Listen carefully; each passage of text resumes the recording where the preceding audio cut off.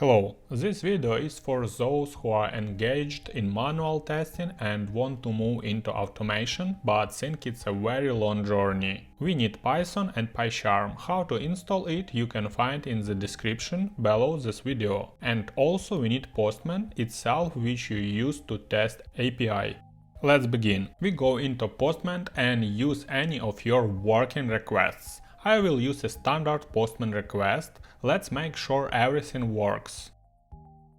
Click here, where Postman will convert your request into code. You need to choose the language and library. I choose Python as I automate in this language. Copy our code and paste it into PyCharm. By the way, it can be any code editor, not only PyCharm. Let's create a new file for our test. The name of the test should start with the word test and an underscore. Now let's create a function where we will place our test. The test function should also start with the word test and an underscore. Let's write a test that checks the status code, insert our code. We will move the imports out of the function. We don't have the request library installed. Let's install it. It's done like this.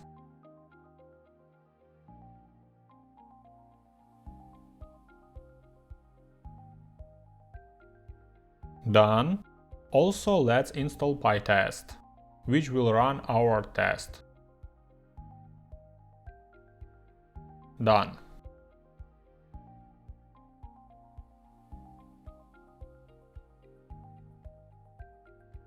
Let's check the status code. We expect a 200, so let's write that. Here we will compare whether the code we have in the response of our request equals a status code of 200. Let's remove the print, we don't need it. Run our test. Congrats, everything works. You have just automated your test. You can stop here, but we will go further and I will show you what else can be done. Postman adds a lot of extra stuff, so let's optimize our test. We don't need to do this conversion to JSON and the JSON library in general, since all this action can be done thanks to the request library.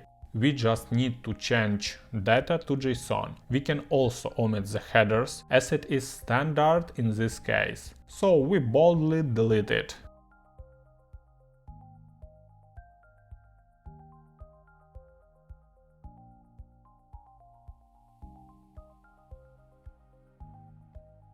Let's run our test again to make sure everything works. As you can see, the test passed.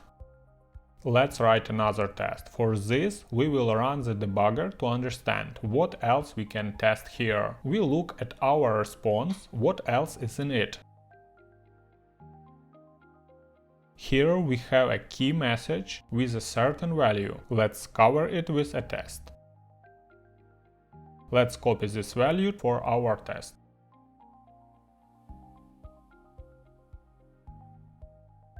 Let's write a new test. Make a separate function. I adhere to the opinion one test must check one action. Copy our request because it will be the same. And write a check whether the message we received matches the message we expect.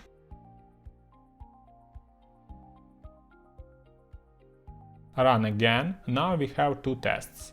As you can see, both tests passed. We send the request twice. I don't like that. In production, it will cost us time and money. So let's make a feature that will send one request and return its result upon invocation. We write features in the conf.test file. Import PyTest. We indicate with a decorator that the function below will be a fixture and set its scope to the session, so that the request is sent only once during our test run. Define a function that will be the fixture, let's call it Postman request. We copy our repetitive code, also let's import request. We return the result of our function, namely our server response.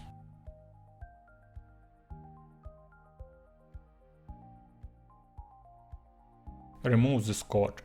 Add the fixture to our test function.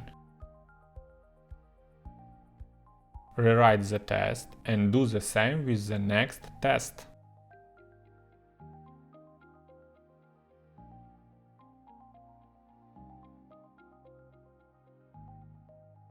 Now the fixtures makes only one request and we access our values when needed. Run, everything works. Let's break our test.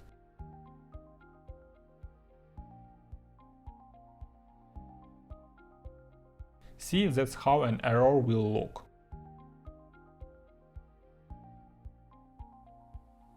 We don't need these imports. Delete it. Let's return the old value.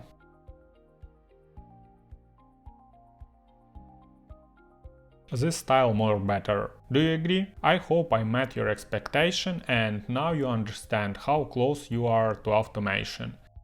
I understand that for beginners there is a lot of incomprehensible here, so I suggest you subscribe to the channel and improve your programming level and learn to automate your test. In the description of my training video you will find tasks for practice and tests, which will give you the opportunity not only to learn the theory, but also to practice. Have a good day!